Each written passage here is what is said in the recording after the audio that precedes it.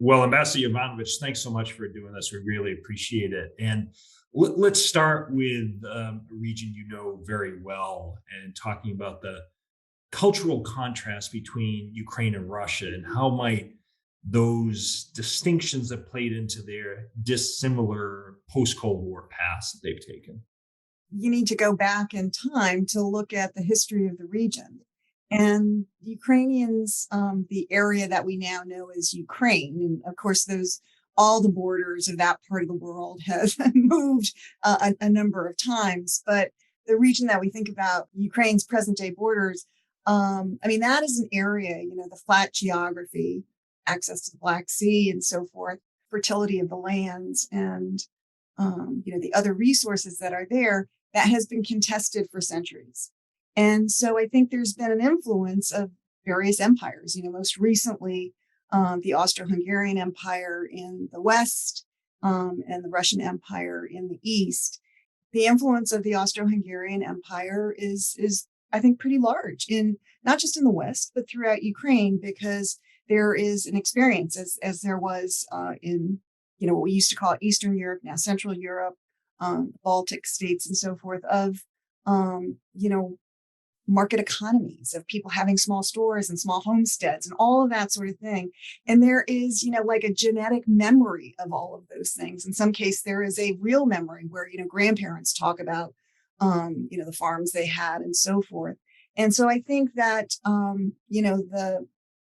the leap to creating a market economy in the 1990s and the 2000s is not, and democracy is not as great in countries that have some sort of memory of that, whether it's genetic or actually personal. And Russia really didn't have that kind of experience, what we think of as Russia today. I mean, yes, there were invasions, but there wasn't that kind of deep-rooted influence, I think, of there was influence from the West, but not in that particular way. And when there was, thinking about Peter the Great right now, it was very controlled. It was about creating control. Some of the reforms from the West weren't about creating greater independence for individuals and greater creativity and so forth. It was about creating control over the nobility and others, and putting people into certain slots that the Tsar could manage better. So I think that Ukraine, whether it's the Sich or the Hungarian Empire, Austro-Hungarian Empire, it has this historical memory of doing things in a different way, more akin to democracy, what we think of now as democracy and capitalism. And I think that because Ukraine had this history of being invaded, from the West, from the East, from the South, from the North, Ukrainians developed a tradition of resistance. And I think we see that today, where they are not going to let the Russians tell them what to do and how to live. They just simply are not going to do that. And there is, a long history of doing that, sometimes not successfully, but the Ukrainians always come back. When I think about, World War II, where in the 1950s, people were coming out of the hills because they were still resisting. They hadn't heard that the war was over, and, they were in there to the bitter end. So Ukrainians these days are and have been really since 2014 fighting for their freedom, for their independence, from being lifted out from under the Russian thumb. To what extent can you see the impact on democratic institutions in Ukraine? As you mentioned, it's been fits and starts, but overall moving in the right direction. And I think that may be one reason why Putin sees Ukraine as a threat, a democratic alternative. How strong do you see Ukraine's commitment to democratic institutions in light of an incredibly difficult situation right now? I think it's pretty strong. And what I'd like to say is, obviously, we talk about these concepts in political science terms of democracy. You heard me just now, democracy, capitalism, and so forth. I think that most Ukrainians, most Americans, they want to live in a country that is secure, not only from intruders from without, but on the streets. They want opportunities for themselves and their children. They want accountability. They want to be able, when they don't like what their leadership is doing, to be able to throw the bums out. They don't talk about it in terms of democracy or market economies, but in fact, those are the systems that are not perfect by a long shot, but that give more people the ability to do, the list of things I just mentioned, than any other systems. I sometimes think that we almost do ourselves a disservice by using those political science terms, because that's not how most people think of it. They think about it as, opportunity and accountability and so forth.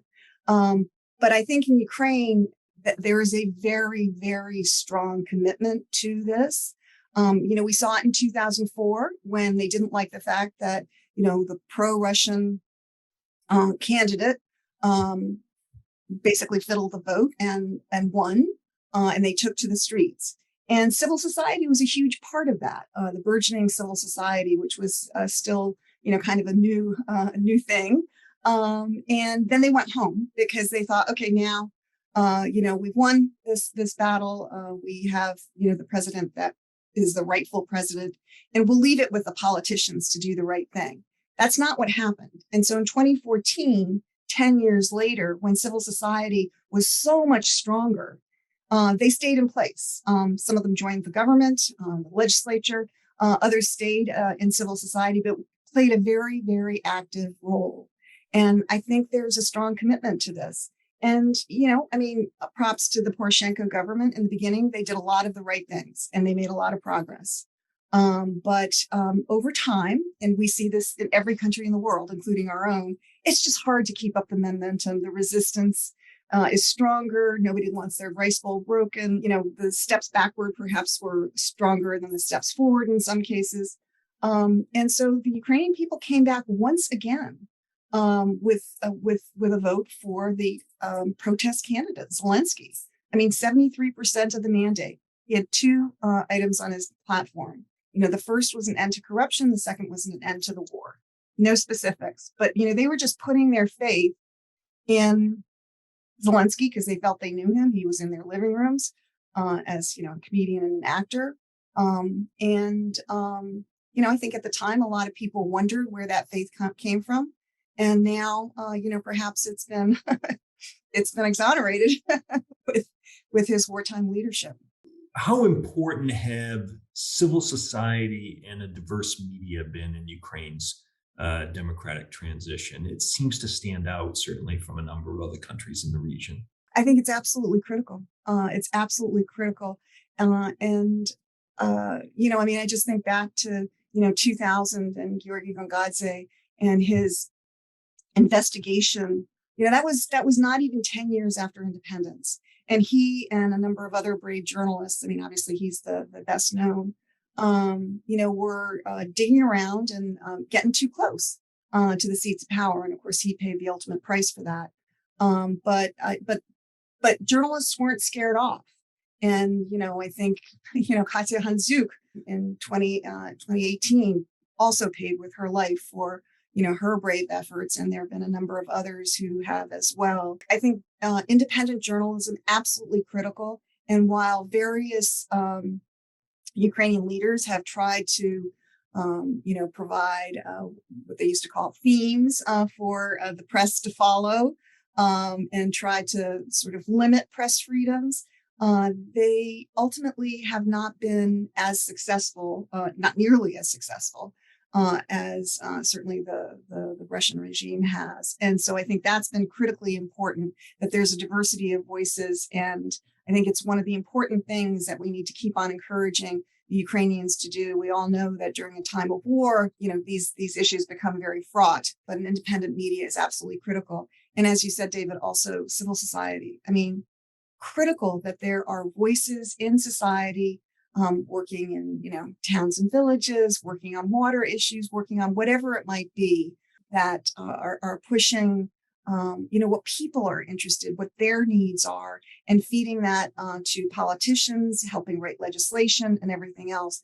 Ukraine, for all its flaws, is a democracy. And, I think we can see that in its highest expression, where Zelensky has said, whatever the peace deal is at the end of all of this, the Ukrainian people are going to have to approve it. I'm sure he's saying that because he is a great Democrat, but I think he's also saying that because he knows that if the Ukrainian people don't support it, it's not going to be implemented. It's not going to be an effective peace. Civil society and independent and active media are critically important.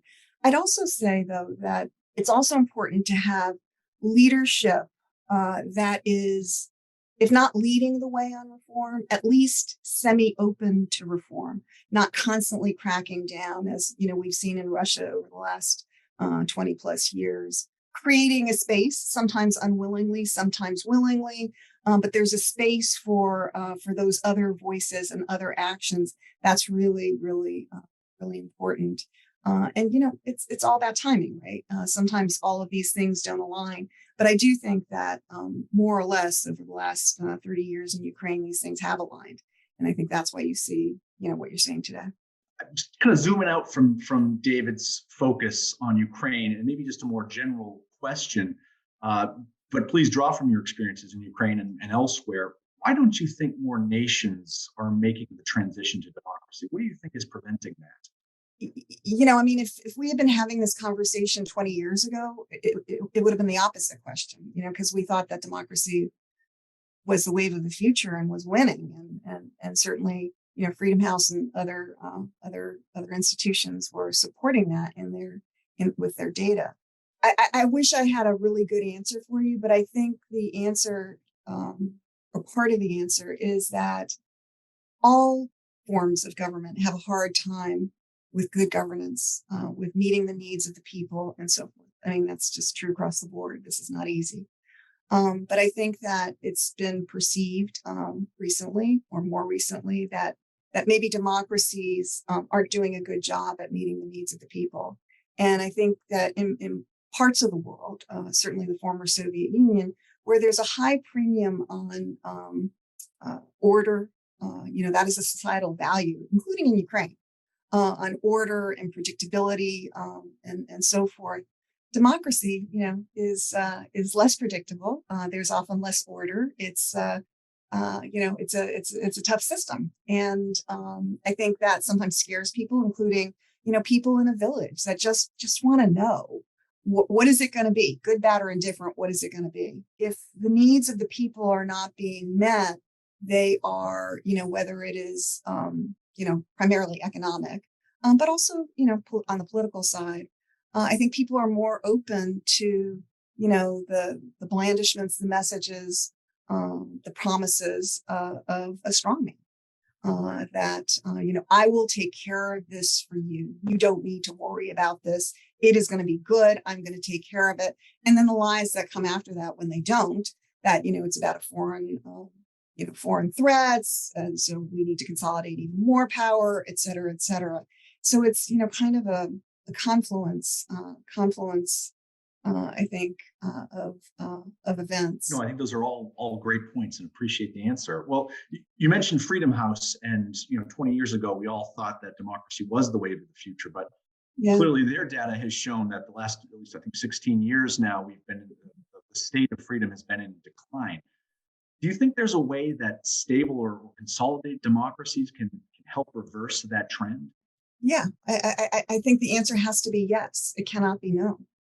And so I think we need to really look hard at what perhaps has been successful in the past and what hasn't been. And I think we need to be critical of our own efforts, but also the efforts of countries that we've been trying to help. I do think that timing is really important. I mean, I think back to my time in Armenia. I was there from 2008 to 2011. That is a tough neighborhood. We had obviously a democracy promotion program and reform program on the economic side and so forth, but it was tough sledding. I would tell our team and our partners, in our Armenian partners, for whom it mattered even more, of course, that everything in life is timing. That we're planting the seeds. The seeds will grow at some point when things are ripe, are ready for for that transition. And I'll tell you honestly, I wasn't sure when that would be because it wasn't looking very promising. Part of what we did during that time, I arrived right after the second President Sarkisian was voted into office. And that was a very rough transition because it was ushered in with the deaths of over 100, on the streets. And there were a number of political prisoners. And, so my entire time there, I tried to help get those political prisoners released and find justice for those who died with mixed success. But the last political prisoner left just as I was leaving Armenia in 2011. And that man ultimately became prime minister. And again, I'm not saying that Armenia is now, a flourishing democracy, but there is more openness to change and to reform than I could ever have predicted when I left in 2011. And it's partly because of the seeds that, Armenians planted back in the day that we tried to help. But it's also because there's different leadership that is open to this. I definitely appreciate the kind of the tangible example about how something small can definitely blossom into something a little bit more optimistic. Yeah. But let me turn it over to Bill to close us out. Thank you again. Ambassador, drawing upon your experiences as a diplomat, what do you think democracies must deliver to keep themselves healthy? Well, I think, obviously when we think about democracy, that is about elections, right? And being able to vote in various leaders and also vote them out if they're not doing the job. So I think accountability, that kind of accountability that the leadership of a country either needs to produce for the people and govern well and provide services. I think that is absolutely critical because I think that often, not just abroad, here in the United States as well, sometimes politicians forget that it's not about, we're not perpetuating them. They are supposed to provide us with services, or they're supposed, or they should be voted out to bring in folks who will actually provide the kind of services that you need in any kind of well-run country and government. And so I think it's that level of accountability and then crucially that the needs of the people are met. And so we haven't really, talked about corruption at all, but that's sort of the elephant in every room in every country. That in many of these transitional countries, there has been a legacy, in the part of the world I'm most familiar with from the Soviet Union, but it's not just the Soviet Union, where it's the legacy that was left behind of a state that was rotten to the core, did not provide good governance, and so the people found a different way. The leaders stole. People found a different way in order to get what they needed through bribes and other a parallel system. And I think that is something that must be dealt with in a well-governed country. Well, let me end this on an optimistic note. So, where do you see protesters making progress against either authoritarian rulers or perhaps elected leaders who may have limited or squashed their personal and political freedoms? Well, certainly Ukraine. I think that's pretty clear. And I think that here in the United States, there is some resistance to some of the protest movements that we see here in the United States. And yet, I'm thinking about the Black Lives Matter movement and so forth. And yet, I think there's been a significant debate and discussion about all of these things. I don't know where it's all going to go. The agenda is being shaped not just by our politicians, but by people, by protesters.